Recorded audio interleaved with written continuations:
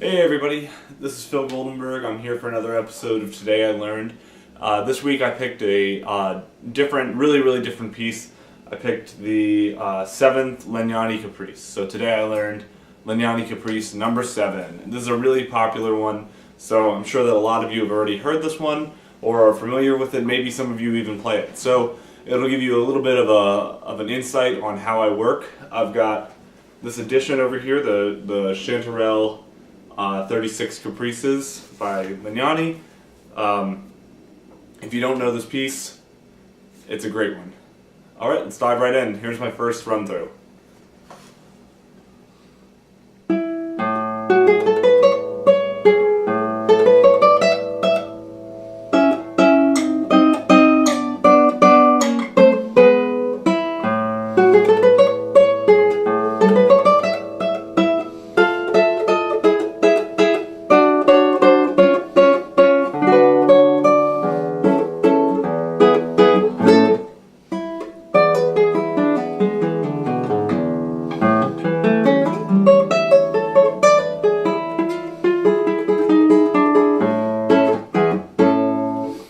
I'm not going to do repeats, obviously.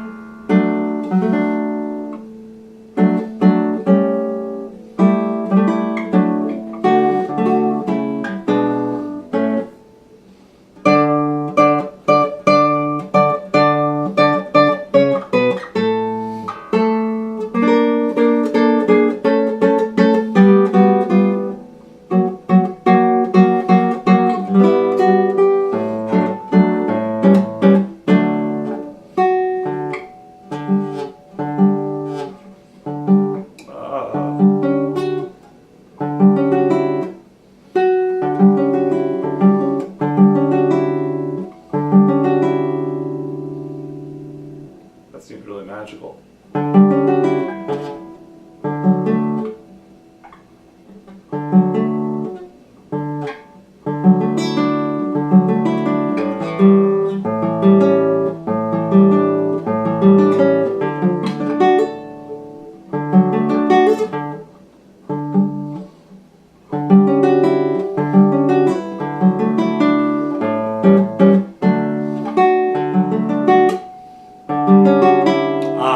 Okay, that's the fingering.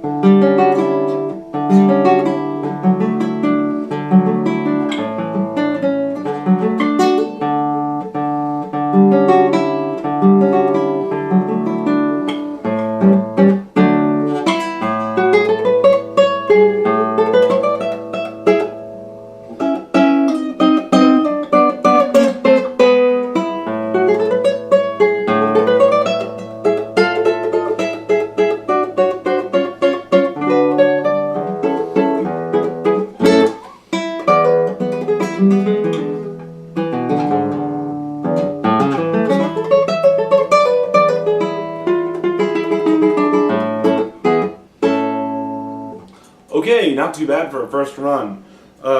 This middle section looks like it's going to be the trickiest part. So there's two major key areas. There's A major, and then there's this contrasting middle section in D major. So an interesting thing about this particular edition is that there are no fingerings whatsoever. So I'm completely left on my own to my own devices on what I'm going to do for these fingerings. Luckily, Legnani is a good guitarist. All these fingerings make perfect sense on guitar. There's not too much guesswork that goes into this. Most of the fingerings pretty much make sense. So this first A major section, no problem. That's just an issue of getting it up to speed.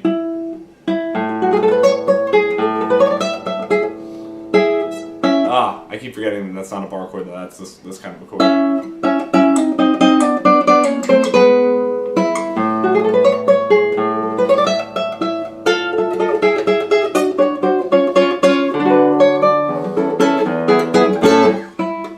These are really common arpeggios. I don't have to really practice these because I've played these in other pieces. I used to play Villalobos Etude 2, which these arpeggios are straight out of. But really what I'm going to do is I'm going to dive straight into this D major section, because there's some interesting stuff and some stuff that requires a little bit of work. So let's try it out here. So it starts on an offbeat, which is what I need to be working on here. C sharps.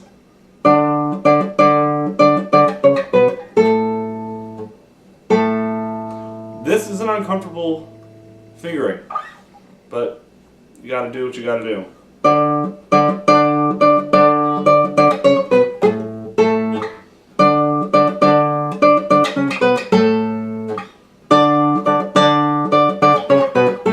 So cute.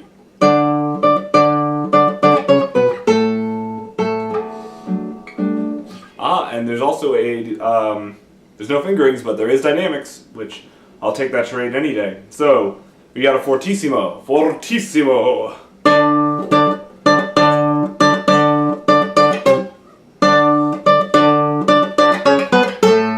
And then piano.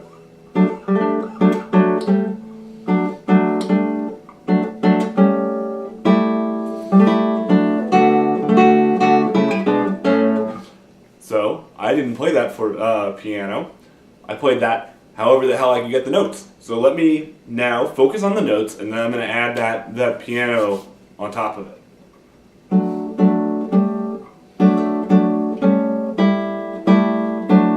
Just that much.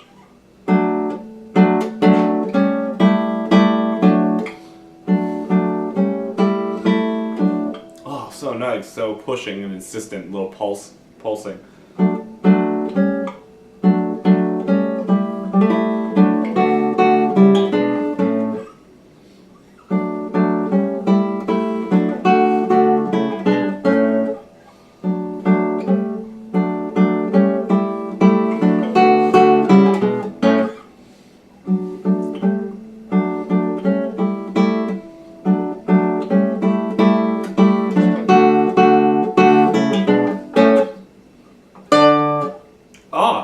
And then only one F here. I wonder if that's an oversight. Probably not. Can't assume that it's an oversight. So, fortissimo, piano, second time through, just regular forte, and then piano again. So, let's try to play it a little bit.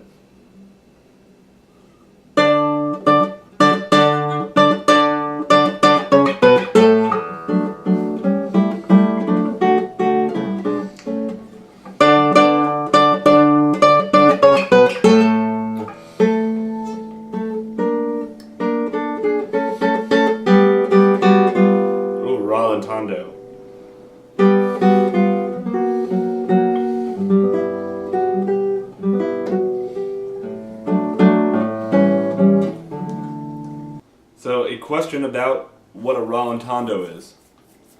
And a lot of people have an issue with the difference between a rallentando and a retard. So the difference is that a rallentando almost is going into a new tempo. So you are going through, a retard is like a phrasing device, basically. So you're getting to the end of a phrase and you do a little retard and you're going to jump right back into your regular tempo.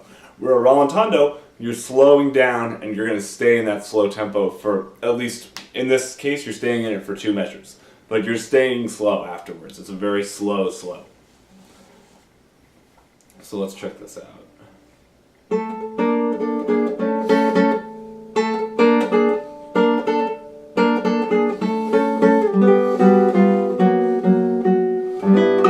And then I have an a tempo right there on this G major chord.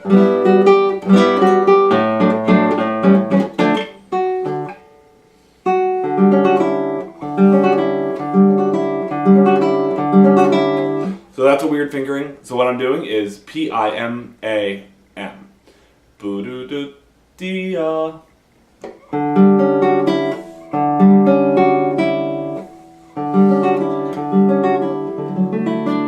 Which it's almost the same as what you have to do later.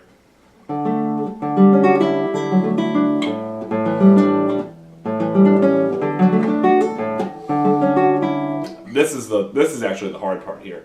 All this fast stuff is just it's fluff. It lays really, really nicely on the guitar. Anybody can play it fast. This is the stuff. These chordal passages, getting that clean, getting these lines clear, and then being able to play that both quietly and at a quick tempo, that's really what the hardest part of this piece is. And then also these flowing arpeggios, getting those to be really natural and fast, that's the other part that's going to be really hard about this. Repeat. I love 19th century music because you put in a little bit of work on learning something and then you get to repeat it. Bang for your buck.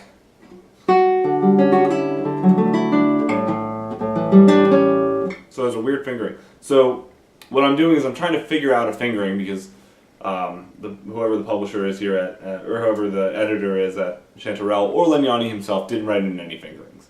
Most of the fingerings are pretty apparent, as I said before, but it means that I need to figure them out. So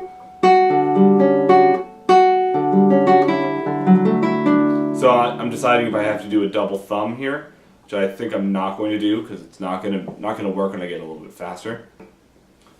These say forte. I don't know that I feel them forte, but I am just reading through this piece, so let me take Legnani's advice. Maybe this is supposed to be forte.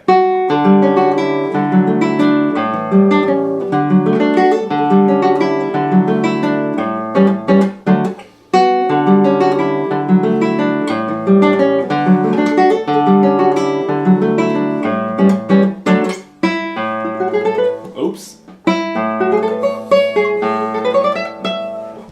Then we get back to the stuff that I can play. Hooray! So, what are we doing? We're avoiding the biggest mistake that you can possibly do, which is to play the stuff that you already know incessantly. Don't play the stuff that you already know, play the stuff that you don't know. I know that it's the most frustrating thing is to go through and work on these passages that are hard, but working on these hard passages is everything. It's the whole thing. Okay, so I'm going to try to play this whole D major section, which is everything that I've been working on so far. I'm going to try to get a little more thumbnail on my sound here.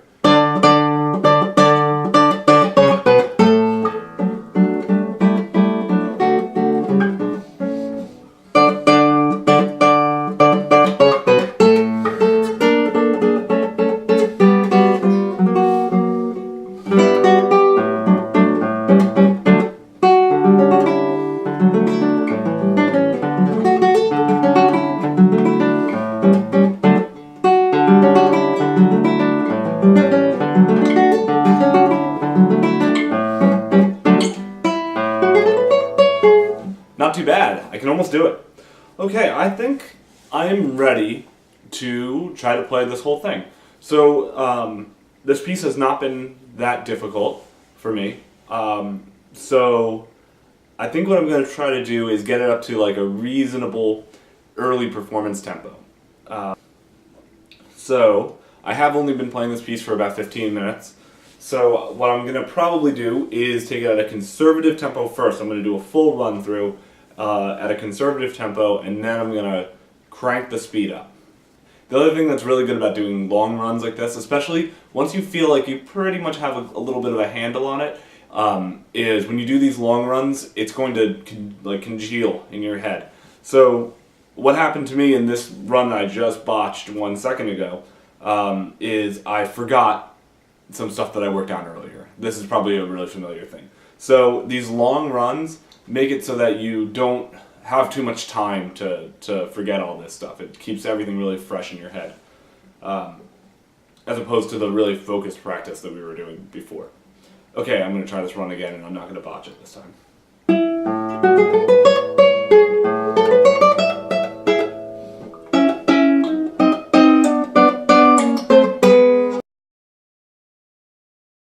So what did I learn from that run through? This is a process that you should be doing in your own practicing. Is after you do a run like this, ask yourself some questions about the run. Don't just run it and then run it again. Turn the metronome up and run it again. Ask yourself what could be done better. What does something need specific work? What were you thinking about when you were playing? So one thing that I was thinking about was I have this part, right?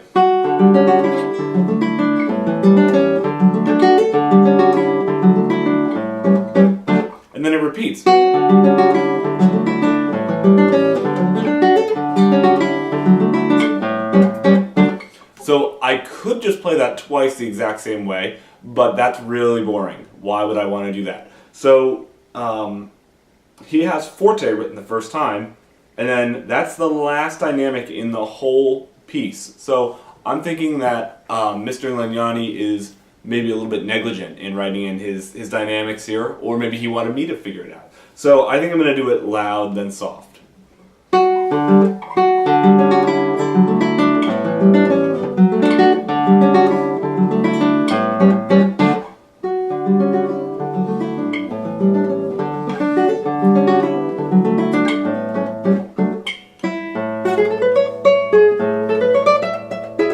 I keep forgetting it. Okay, so your teachers probably always tell you to keep a pencil on your music stand. I have forgotten my pencil. I'm going to grab one really quick. Okay, I got it. So I keep making the same mistake again and again, which is that I'm doing the wrong chord when I get to this main section. So I'm just going to remember that this is third finger here. I often find that sometimes it doesn't even matter what you write, just that the process of writing something, even just like a little scribble or something like that, if you don't have time in a rehearsal, even just a little scribble will just remind you like, oh yeah, it's that thing. Okay, so I think the next step for me, because that was the big thing that I wanted to address, that dynamic issue. The next thing for me is to figure out what tempo I'm playing this at currently, and then figure out what tempo I'd like to be playing it at, ideally. So let me get a metronome. So I use a metronome called Sound Corset. That's what the layout looks like. It's called Sound Corset. I like it a lot. It does almost everything that you could use that you need really. It's got a tap function. It can do subdivisions. It's got a bunch of weird features. It tracks your playing time, which is the big thing for me. I like knowing how long I've been practicing, and specifically how long I practice each section. So it has a little timer on it. It has a tuner, a recorder. It's a pretty good app. It's called Sound Corset. Yeah, it's a good app. I would recommend it. So let's figure out what tempo I'm playing this at. I'm gonna guess because I like to guess. I'm gonna say this is about 133. Let's see what 133 is.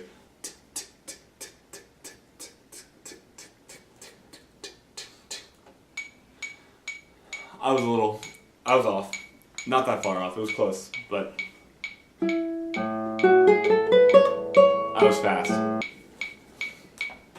So when you play with a metronome, there's no more excuses. You really notice where things fall apart. Sometimes the metronome can get in the way of your expressiveness. At this stage in the process, it just keeps you honest. There's no reason not to practice with the metronome. So I'm going to pop my metronome on, I'm going to do a full run through, see if there are any problems. If not, I'm going to figure out what my ideal tempo is. I'm going to try it there.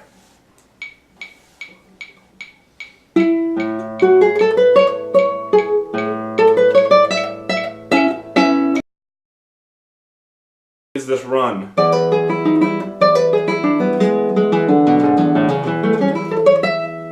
You hear that? That should not be ringing this whole time. You gotta clean it up. This E should not be playing in my A major arpeggio. So I need to clean it up, Ooh, there's a rest. I'm not looking, there's a little squiggle on the page here, a little rest that I need to be observing. So it should be. And then there I rest my thumb on it. So what I'll probably do to get used to that is I'll just play right up to the rest.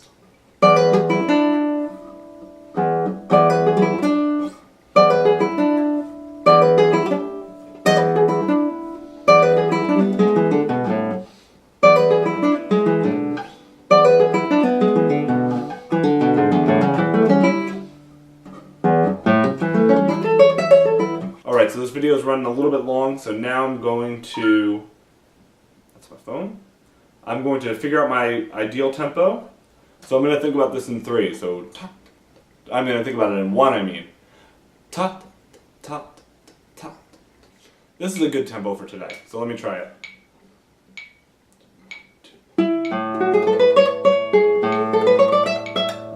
This is basically the same tempo I was playing before, come on.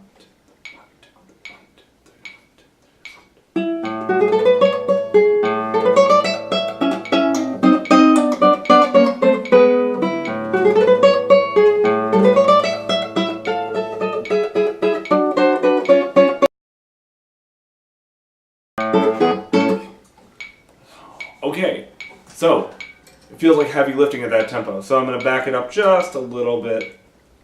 I'm going to work that one spot up. So I went 10 back, 10 clicks back. 65 is now my dotted quarter note.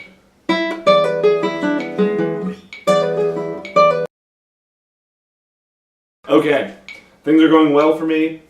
This is it. This is the one for all the marbles. I'm going to try it. Today I learned Legnani Caprice number 7. Here we go.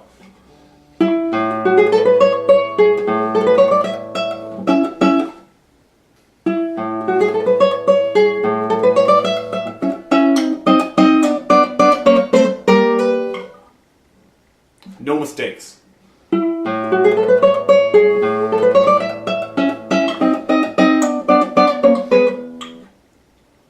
See, you put a little bit of pressure on yourself, and then this is what happens.